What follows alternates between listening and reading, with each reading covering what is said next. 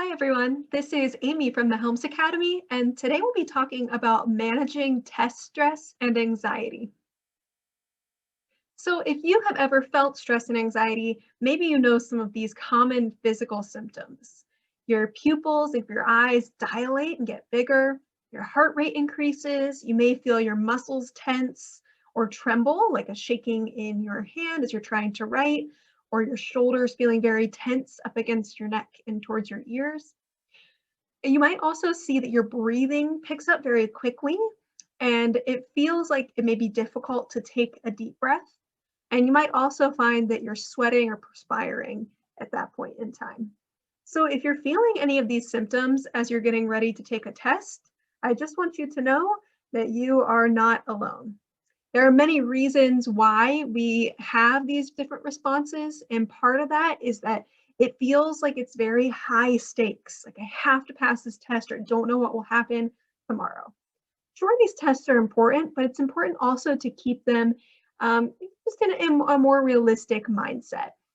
Sometimes if you fail a test or something doesn't go well with the test, you'll have an opportunity to retake it.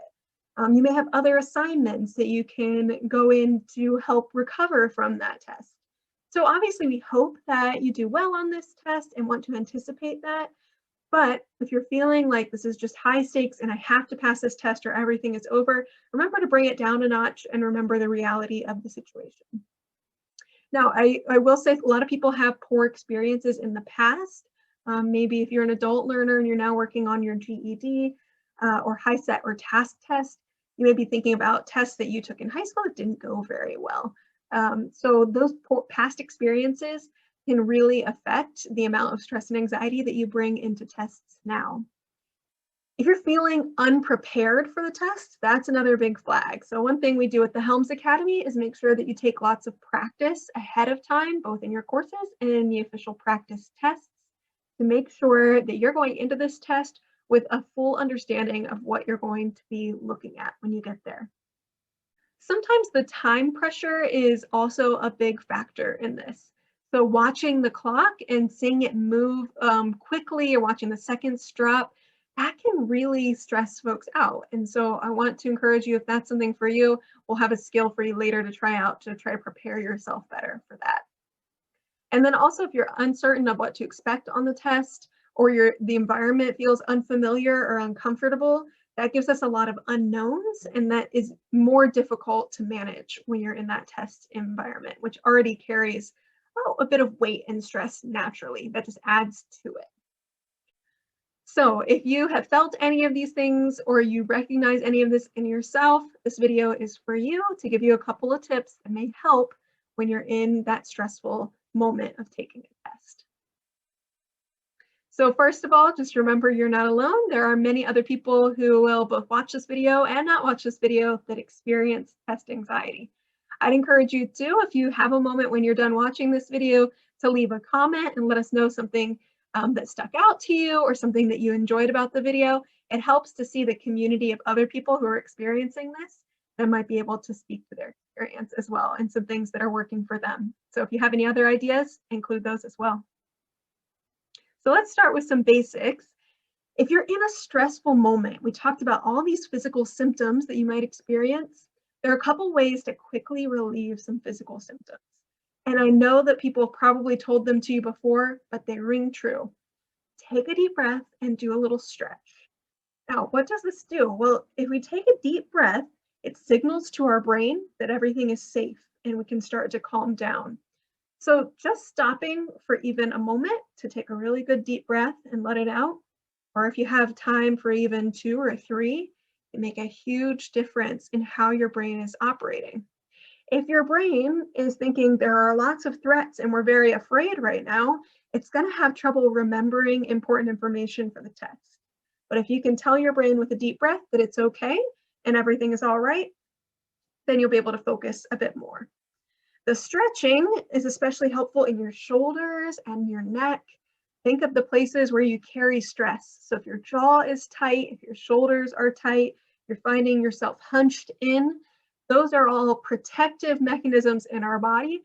But again, we want to signal to our body that this is safe right now. So you can stretch that out a little bit. If you're in a testing space, Doesn't have to be anything big, just where you are, maybe give a good stretch up, a stretch back, and then it'll help your body to relieve some of that stress.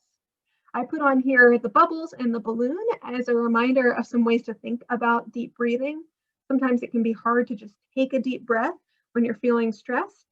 So I like to use the bubble technique where you think about taking in as much air as you can, and then like you're holding a bubble wand, blow some bubbles out of that to let the breath out. And that helps give it some more control and to help regulate your breath again. You can also think of it as a balloon. So if you blow up a balloon full of air and then you start to let the air out, you can think about that with your mouth. You can be letting the air out in the same way the balloon would slowly release air if you opened it up there after you had filled it up. So those are a couple of techniques you can use to be thinking about ways to relieve that stress even during your test. Now, another important tip is when you are practicing for a test, practice with a timer.